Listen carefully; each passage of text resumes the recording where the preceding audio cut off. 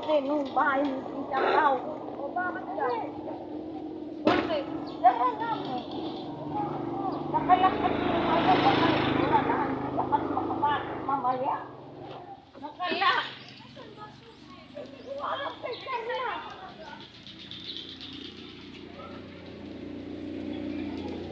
Ay.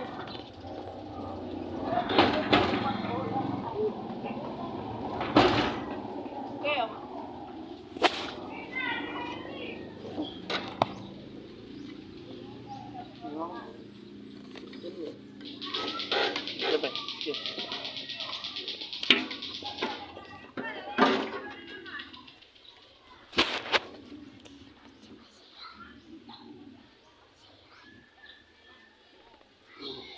Yung bata English speaking.